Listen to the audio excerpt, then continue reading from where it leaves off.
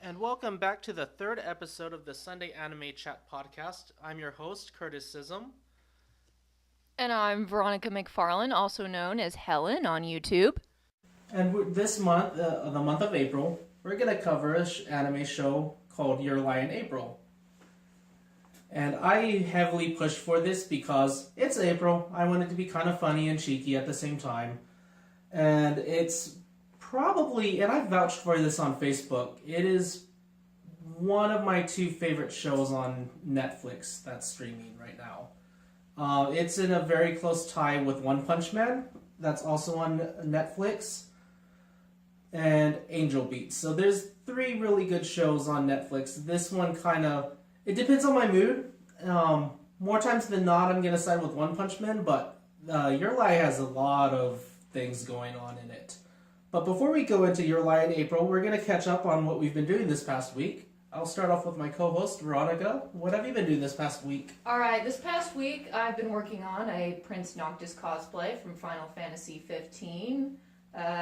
Busy with schoolwork right now, and then also I've been reviewing reviews from other people on YouTube on Yourlieinapril to kind of refresh my memory, because it's been about a year since I've actually watched this series all the way through. How's your cosplay fun going? It's going really well. I've reached my budget, and I've already purchased a lot of the pieces, and should be done by the end of this month. And those of you on Spreaker, Veronica is doing a very nice attempt at cosplaying Kaori, even with the blonde wig. I don't have the whole outfit of hers, so I'm just kind of doing your average anime high school girl. Mm-hmm. I didn't have to try very hard with Kosei. I'm wearing my glasses. I have black hair. So that's my contribution to this, to the camera work here. He's wearing a cool shirt. A hipster passes. shirt, yes. Yeah. Kosei's hipster shirts crack me up. Every episode, like he wore one, I'm like, what does this one say? What does that one say? I like that shirt. For me, this past week, I was a guest on the Endgame Boss program with Jeremy Evans. He has a entire channel on Podbean, iTunes, and Spotify, and where we talk about video games. This past episode, we talked about features in games that are there that maybe we don't particularly use, but we're glad that they're there. Some of my picks were the QTE events in video games, autocompletes, and audio logs from like the Arkham games. I don't play them. Sometimes I might listen to them, but it's not the first thing that's drawing me to the game. But I'm glad that they're for extra outsourcing and storytelling.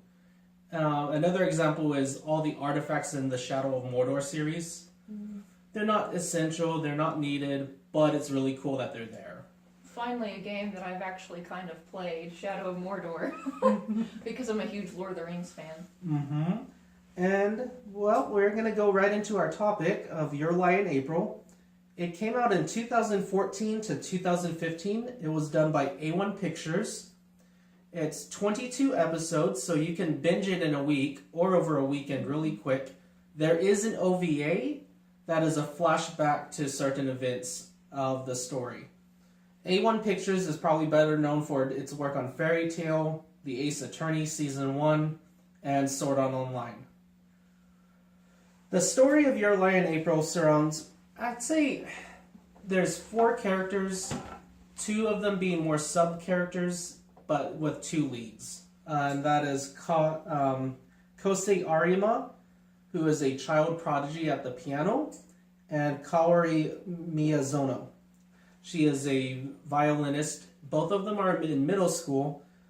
And Kosei, for a lead, he's not... When you think anime leads, you think shonen lead characters. You think like an Ichigo, a Naruto, that outspoken, energetic, full of confidence. Kosei is the complete opposite of that. He's very diminutive, very depressed, very sad throughout most of the series. And that's because his mother, borderlining on pure child abuse, forced him to practice attention to detail to the score, would beat him with her walking stick and his hands, till he got it right. And transitioning that to a competition, yes, he would play the score perfectly. He would get perfect marks from judges. Judges would love him because it was attention to detail, so much so that he was nicknamed, begrudgingly, the human metronome. Now, other kids around him, though, and even the parents took notice of, like, does this kid even have, like, a childhood? Does he even have fun? And he plays so mechanical. And I actually taught violin for quite a few years. And one of the things I would stress to my students is that you can always play notes. Anybody can play the notes. But can you put passion into it? I want to hear volume changes. I want to hear dynamic changes. Add some spirit into it. That's what makes it yours. Kosei is very by the book. It's very... That was very good. Boring, but it wasn't wrong. Even though it wasn't wrong, there's much more to music than that. So you start out in the series, Kosei has completely stopped playing piano. He does have a side job, though, of... He is transposing a pop song for friends to piano. And he gets hit by a baseball from his childhood friend. Her name is Tsubaki Sawabe. We're going to refer to her as simply Tsubaki. All the character names we're going to refer to them as is going to be the names that are most often in the dub. Tsubaki she was actually his next door neighbor for most of his childhood life up to middle school. And she's the resident tomboy of the series. She's probably my second favorite character. Kosei annoys me a little too much. He's actually down to third. Really? But I think Kosei has one of the stronger character arcs because it is mainly his story. I think Kaori has the second strongest character arc due to all the events. But so Tsubaki introduces Kaori to Kosei under the pretense of, hey, our other childhood friend Watari, who's a soccer player for the school, he wants to go out on a date with my friend, but my friend doesn't want to go out on a date without me. I don't want to be the third wheel, so can you go with us over this trip on the weekend? So Kosei reluctantly agrees. He ends up showing up about 15 minutes early to the spot. He sees this blonde-headed girl playing a what is it? I think it's a harmonophone or Thank you something very like that. much. Yeah. Mm-hmm. And she's playing a song. If you've ever seen Castle in the Sky, it is the bugle solo that is played at the near the beginning of that Studio Ghibli movie. It's a very beautiful song, by the way. And she's playing it, and she's entertaining all these kids. And Kosei sees her, it just lights up his world. You know, this free-spirited girl with her her linings away, her leggings are off, up in a tree. Is just you like, okay. I don't want to. I don't want to know. It's like, no, Japan, don't do it. She's up on this playground apparatus, this toy, playing the harmonophone, right? Yeah. And he just looks up upon her, and he's amazed. He actually pulls out his phone to take a picture because he's like, I'm seeing something really wonderful. Mm. Take that either way. I'm looking at it as the innocent way of something. Yeah, he was totally innocent. He didn't mean anything by it. In fact, doesn't she say you pervert? Or something yes, like that and he's like, no. It's such a trope in anime, but I do like this trope though. It really doesn't get old with me. And she assaults him. She goes full harpy on him, just berating him. And finally, Tsubaki and Watari show up like, oh, you guys have met each other, I see. And Kaori goes all sweet on Watari because he's a good-looking guy. And Kosei's like, oh my gosh, first you're a harpy and now you're the sweetest thing. Girls are weird. What was your take on the first 15 minutes I would say for me it was more the animation. It's set in April, so obviously the sakura blossoms are in bloom. Mm-hmm. The scenery is absolutely animated very beautifully, and of course the opening was impressive to me. And recently, one of the reviews, I find it funny is that if you've watched the show to completion, you know that it's a tragic story, and that you can see that one of the characters dies if you pay close attention You're referring to the opening. Mother's Basement video, aren't you? Yes. That was very well done. I love that opening though. Yeah. And I like all the little subtle hints and foreshadowing to it. The ending of it. But after that, the whole reason why Tsubaki said that you should come to too is like, well, she's a violinist. You're a pianist. You might actually be able to talk, and if just in case the date gets awkward with Watari and Kaori, well, maybe you can chime in and stuff.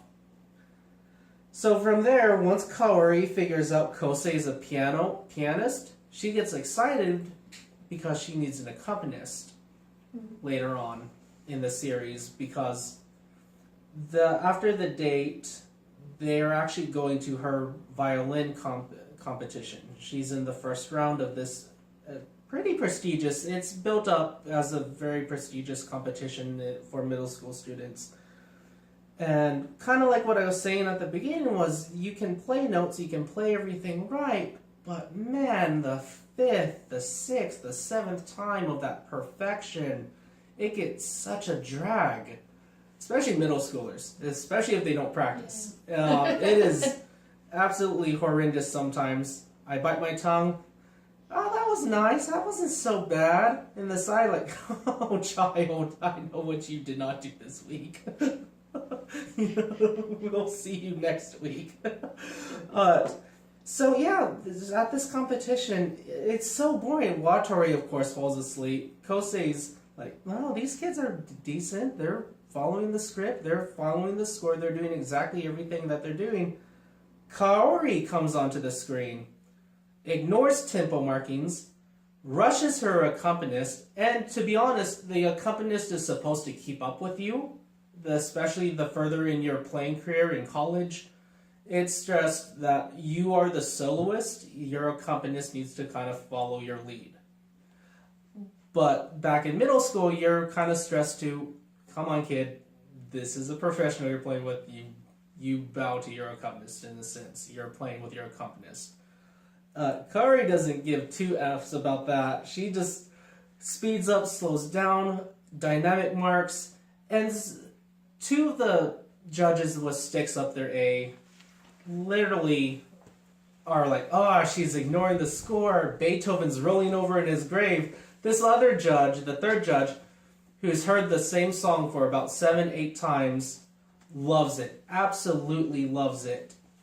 And he's making comments, he's like writing down like, this is the first time I've actually paid attention. I guess this is the first time I need to pay attention today.